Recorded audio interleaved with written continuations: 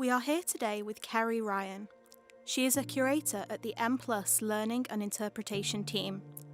Before joining in M+ nearly 2 years ago, Kerry worked as Director of Interpretation at the Art Gallery of Ontario in Toronto, Canada.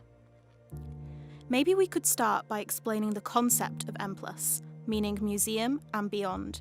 In your view, what makes M+ different from more traditional museums? I think the best way to answer that question is to talk about first what makes it different from other museums. So M+ is a museum of art, design, and moving image, and that makes up the concept of what we call visual culture. So we're not just looking at art objects or design objects, but looking at them in conversation with their environment and with the role they've played in our lives, but also looking at them as art and design objects. And then when we take that one step further, we really want to think about how M+ engages with our audiences. So for our team, in particular the learning team, we were embedded early on in the thinking about how the museum would tell its stories. And so that really shifts a little bit of the perspective. So a traditional museum is often one direction, objects in cases or objects on the wall, and really not much fabric that connects them to the audience. So for M+, we are really looking at how can we bring in the thinking around how audiences might be part of that story. So a lot of our spaces have both traditional ways of displaying objects, but then we also flip the conversation so that audiences are the ones giving their own interpretation, driving the content, thinking about how they might relate to the material on display. The other way M+ is a bit different is that we have a moving image center in the museum. So there's a cinema program. So we really wanted to reflect Hong Kong's connection to the film industry. So there is a real sort of sense of bringing that material into the museum. The building itself is very open, so you can come in from multiple directions, multiple sides. You can come in from the water, you can come in from the city on the Kowloon side. And so it's meant to kind of have that porousness, again, sort of collapsing some of the ideas between object and people. And so hopefully by being framed as a museum of visual culture, we're also breaking down some of the boundaries of what's considered high art, what's considered something that popular culture. So really trying to think through some of those definitions with our audiences. You have once stressed that Hong Kong youth, and I'm referring here to generations set between 18 and 30 years old, are a key audience for M+. Could you elaborate on that? Sure. So the question is, we've said that young people or youth are an important priority audience for M+, and what does that mean? So when I like to think about the future of museums, and certainly a conversation we've had a lot at M+, we think about the future audiences. So young people or those who we consider sort of maybe they're in Generation Z, but those who are sort of in between school age and sort of family, having their own families. And this is a really important audience, I think, in Hong Kong, for finding something that connects them into the sort of fabric of their city. So part of what we're thinking about is how do we engage that audiences? How do we make them find a connection? How do they come to the museum and see themselves reflected in what we're doing? So, and why that's sort of a bit of a challenge is because museums can often be really boring. They are kind of dry, there's not much happening, you walk in, it's quiet, people are shushing you.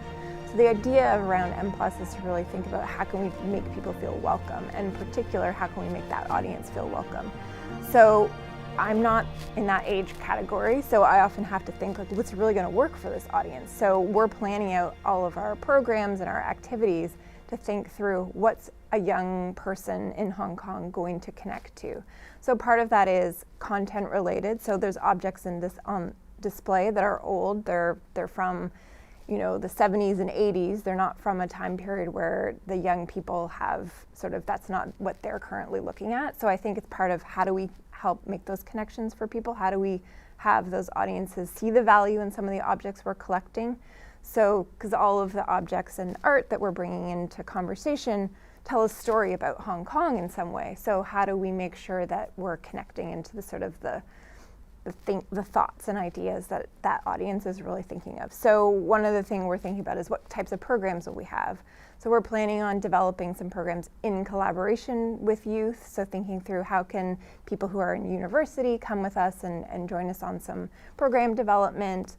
Are there types of events that youth would want to participate in. We're really just trying to figure out what's going to really connect with that audience. And I think for me, it's really important to hear from that audience in the shaping of the program.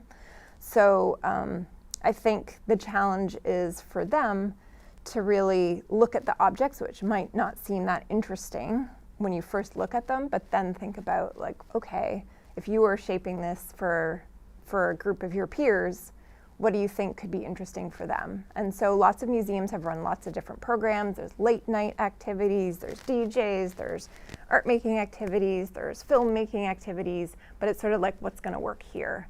And I think that's one of the really exciting things about opening a new museum, is to see what potential there is.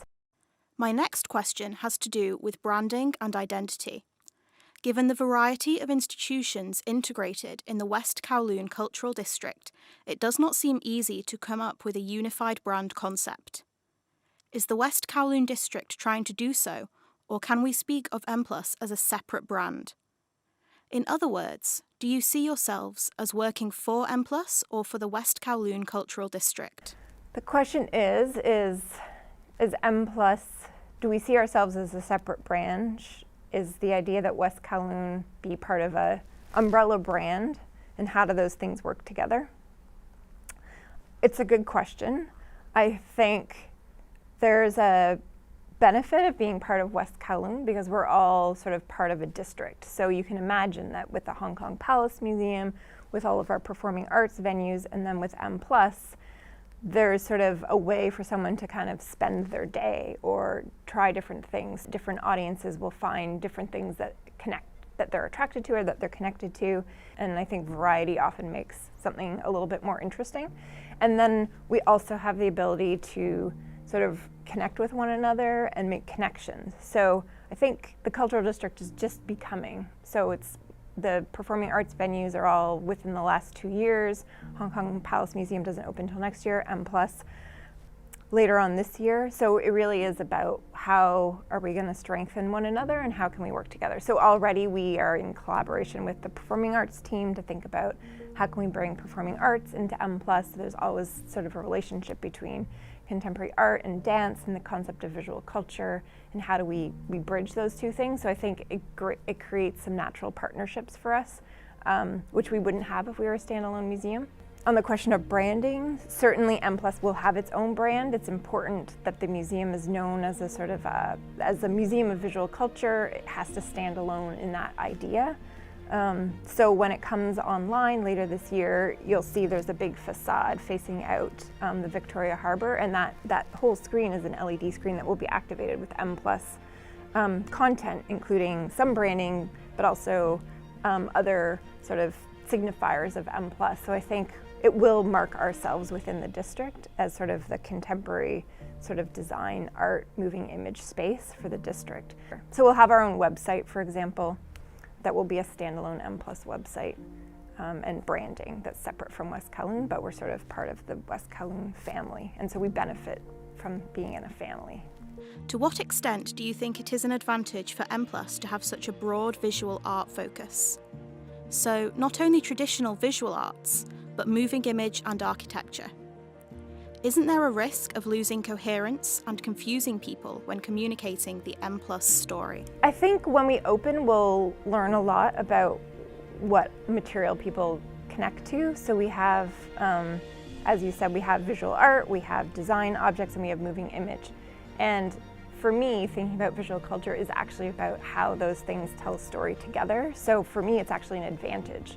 It's way more interesting to think about a moment in time if you can look at what film was doing, what design was doing, what art was happening, because it tells a more complete story of what people were negotiating with or what experiences were being sort of reflected in our material culture, or what artists, designers, and makers were producing. So it does have those advantages. So I think we have the benefit of going discipline specific, so being very, very art focused or very design focused, very moving image focused, but also kind of mixing things to tell stories, because I think the story is what's going to be most memorable if we can do that well. And that's the benefit of having those pieces. So hopefully that will actually help tell M+'s story. My next question has to do with your personal preferences. What are your favourite parts of the M+ art collection? What about specific artworks and why? I really have been really interested in a lot of the Gutai work from the Japanese artists. It's something that wasn't that familiar to me. Art that had been made by these artists in a post-war period where they really were using their hands and their feet to just really get close and connect with the kind of process of making was a great discovery for me. Of course, the SIG collection has some famous or really well-known contemporary Chinese artworks, so I've read about those for a long time coming from working in an art museum, so it was really exciting to discover we had a lot of those works in our collection. I think it's interesting because I haven't actually managed to see any of M+'s collection in person yet, so all my comments are based on research or little thumbnail images on the collection's beta, much like what everyone else will get to see.